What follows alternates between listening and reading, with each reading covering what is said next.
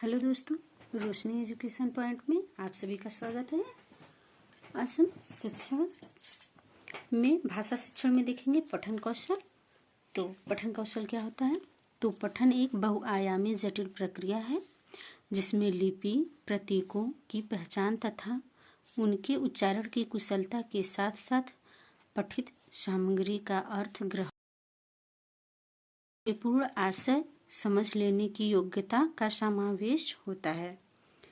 मतलब पठन कौशल वो है जिसमें लिपि, प्रतीकों की पहचान और जो भी मतलब अर्थ हैं उसके उच्चारण कुशलता के साथ साथ पठित सामग्री का अर्थ ग्रहण एवं उसका पूर्ण आशय समझ लेने की योग्यता ही क्या है? कौशल है, पठन कौशल है। अगली हेडिंग है बॉटम अप रीडिंग।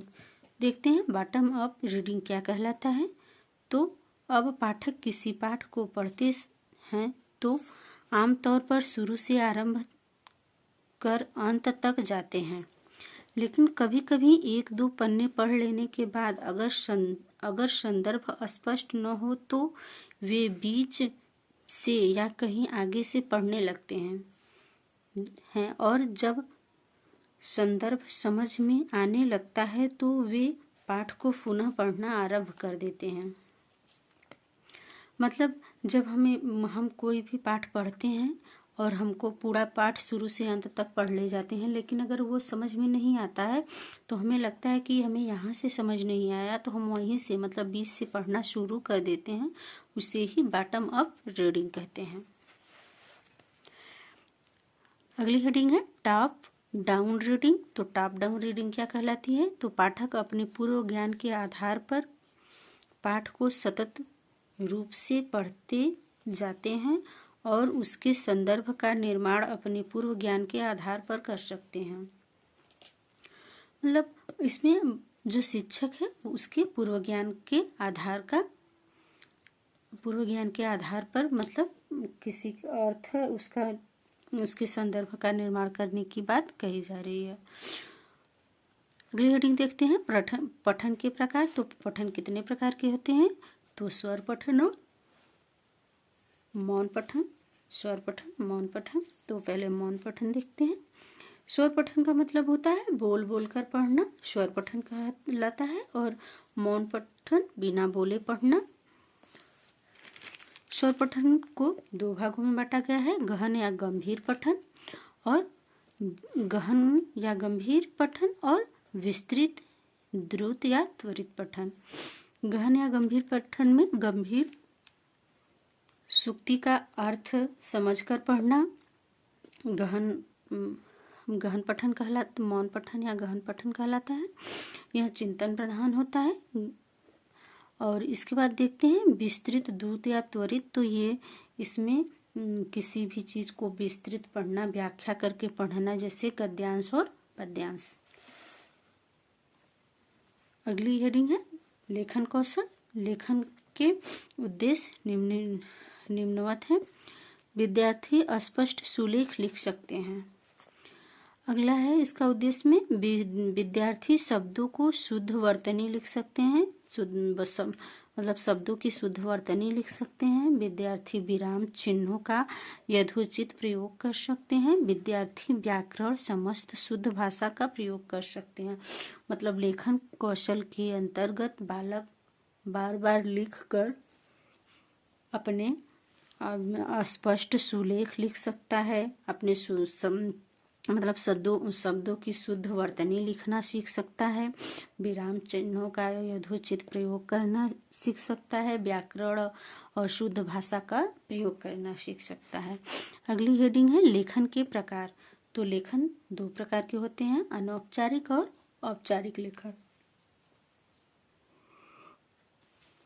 औपचारिक लेखन में देखें, इसमें बिना नियम का मतलब कोई फाउंडेशन नहीं होता कि आप कितना पढ़िए, कहाँ से पढ़िए, क्या पढ़िए, कहीं से भी सीखिए। ये लिखिए। ये अनौपचारिक लेखन का है। औपचारिक लेखन होता है एक नियम पूर्ण होता है, जैसे सरकारी पत्रिका, परिपत्र, कार्यालयी प्रयोग। जैसे अगर हम सरकारी पत्र लिख रहे हैं तो पहले हम लिखेंगे सेवा में श्रीमान जी महोदय, और फिर लास्ट में हम लिखेंगे मतलब अपना नाम पता, न कि हम पहले अपना नाम पता या फिर अपना कारण बताकर फिर लास्ट में या बीच में लिख दें कि सेवा में श्रीमान महोदय जी आपसे सविनय रिक्वेस्ट है। मतलब इस तरह से हम एक नियम पूर्ण से लिखते हैं। उसमें नियम होना जरूरी होता है, लेकिन अनौपचारिक में कोई नियम नहीं होता है। जैसे निबंध, कहानी और लेख, ये सब बिना नियम के लिखे जाते हैं। अगली हेडिंग है लेखन कौशल के उद्देश्य। विद्यार्थी वाक्यों में शब्दों, वाक्यांशों तथा उपवाक्यों का क्रम अर्थानुकूल रख सकें।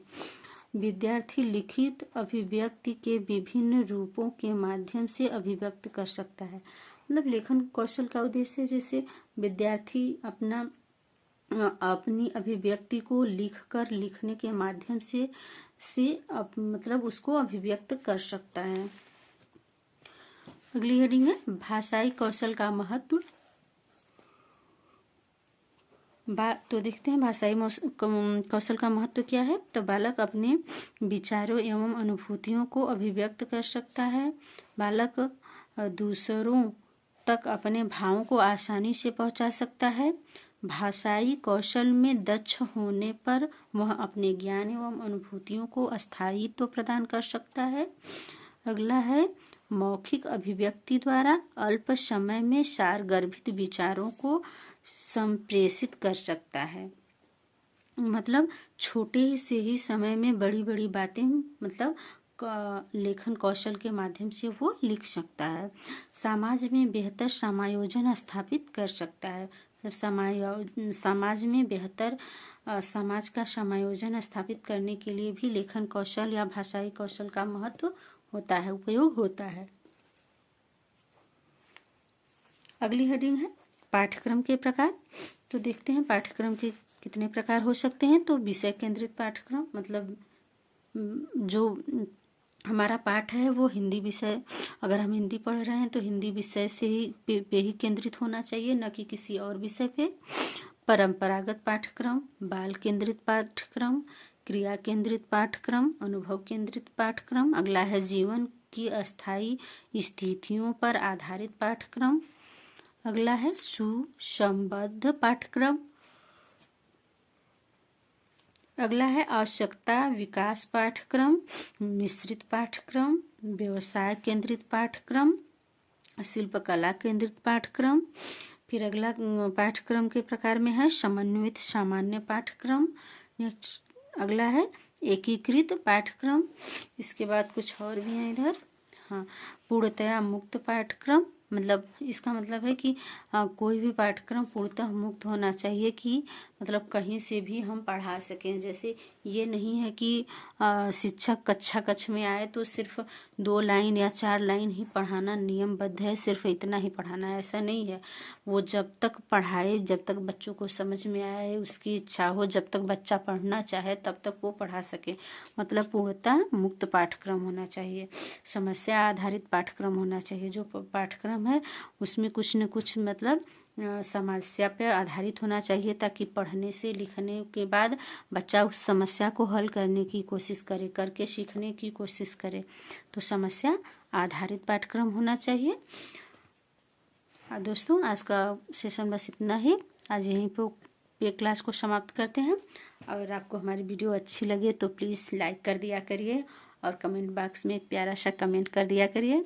चैनल पे पहली बार आए हैं तो प्लीज़ चैनल को सब्सक्राइब कर लीजिए और बेल आइकन को प्रेस कर लीजिए ताकि हमारे वीडियो आपको आसानी से मिल सके। धन्यवाद।